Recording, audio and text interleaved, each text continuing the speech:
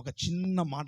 ఆ మాట ఏంటంటే, ఇక్కడ ఇంతమంది తల్లులు ఉన్నారు, నేను అందరి దగ్గరకు వచ్చేసి అమ్మా వందనాలమ్మా అనగాను. అంటే అందరిలో అమ్మను చూసుకోగలను.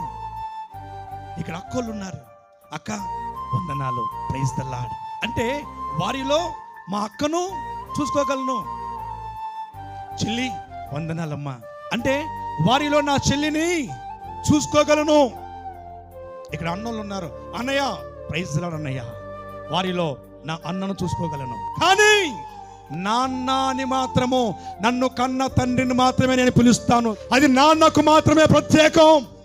నిన్ను కన్నటువంటి ఆత్మీయ తండ్రికి మాత్రమే ప్రత్యేకం. అది నీ దైవ సేవకుడు కన్నీరు కార్చి నీ కొరకు ప్రార్థన చేసి నిన్ను ఒక విత్తనముగా నీవు ఫలిస్తావని నీ కొరకు ఒక విత్తనాన్ని వేసి నిన్ను పెంచి పోషించి పెద్ద చేసిన తరువాత ఆ ఫలములు తినే భారము, ఆ ఫలములు తినే బాధ్యత ఎవరికి ఉంటుంది?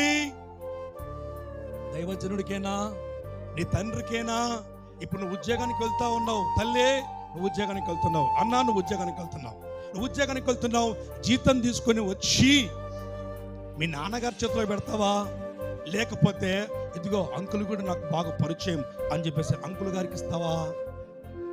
చెప్పండి. తండ్రి తండ్రి, అంకుల్ అంకులే. ఆమేన్, హల్లెలూయా. తండ్రులు ఎందరు ఉన్నా జన్మనిచ్చిన తండ్రి ఒక్కడే. సంఘాలు ఎన్ని ఉన్నా నిన్ను కన్న సంఘం, పూటకుల్లవని సంఘం ఒక్కటే. ఆ సంఘమే కన్నీటి చేత విత్తబడినటువంటి సంఘం, నీ సంఘం. Praise the lord.